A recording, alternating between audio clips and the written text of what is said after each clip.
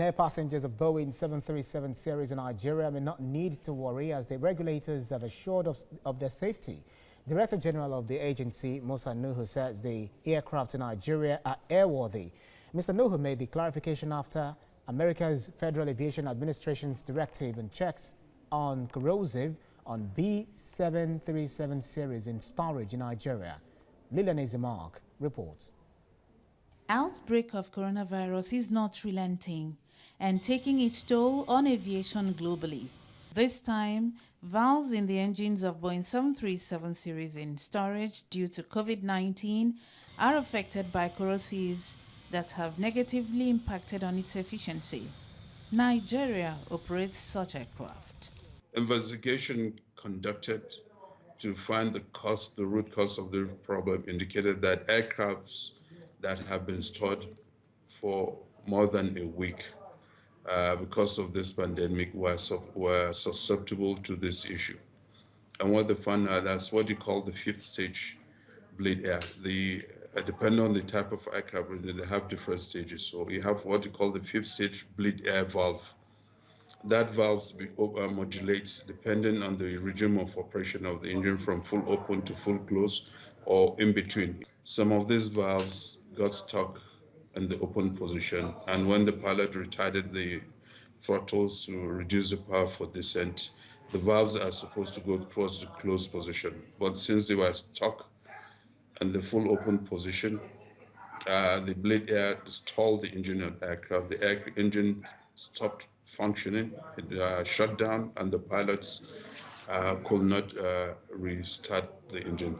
Reports of single-engine shutdowns due to storage has resulted in United States of America's Federal Aviation Administration issuing airworthiness directive to forestall accidents. The airlines will check if they have any corrosion with this valve. What they need to do is just ground the aircraft and get a replacement valve. For the aircraft. Until then, you cannot use that aircraft if found that it has corroded.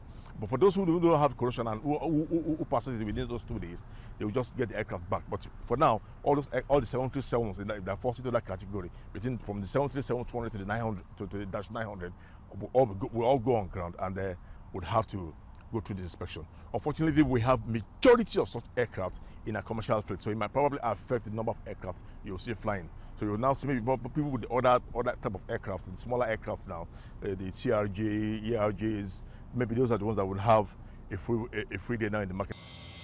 Boeing 737 in Nigeria include 737-300, 400, 500, 600, 700C, 800, 900, and 900ER. Operators were asked to report evidence of compliance with FAA's airworthiness directive to their principal maintenance inspector, but the Nigerian Civil Aviation Authority allays their fears. I'm glad to report each and every 737 flying in Nigeria is in compliance with that directives. We give them, and we had what we call the principal maintenance inspectors from the Nigerian Civil Aviation Authority for each airline. We have principal maintenance inspectors who ensure the airlines comply with their maintenance program and such directives, and they confirmed that each airline had complied with, and they provided evidence in compliance with this. So as regards this emergency airworthiness, there is full compliance in Nigeria, and I can assure the traveling public nothing to worry about as regards this emergency airworthiness directives by the Federal Aviation Administration of the United States. The import of Federal Aviation Administration's check on corrosives on Boeing 737 series in Nigeria is airworthiness. This is to further stress that aviation revolves around safety and is highly regulated for the benefit of the passengers. What could be the impact of the airworthiness directive on passenger traffic in Nigeria? If we have fewer aircraft and a lot of passengers, then you expect that there will be fare increase and probably flight distortions. But in this case now, the passenger rates that are flying due to the COVID issues are low. So for the next 2-3 days, when these inspections will go on, I do not expect to see much difference in the effect on the market because we are not saying that they are grounded for a long time or all of them have to change it. It is those who are corrosive that will be changed. Those valves that are corrosive that will be changed. So this is not going to affect all the aircraft. So they've asked them, go and inspect. When you inspect after 2 days, report back to your principal maintenance inspectors and then confirm, and they look at it and then confirm the aircraft free to fly again. COVID-19 continues to reshape development in aviation, among which are storage of aircraft due to shutdown of airspace, high debt profiles of airlines, job cuts, low load factor after reopening of airspace.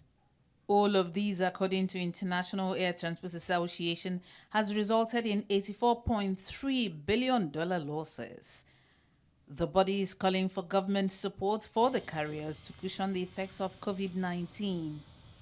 The operators have expressed desire to return to pre-COVID era when they support jobs and promote travel and trade. Lilian Ezemak, TVC News, Lagos.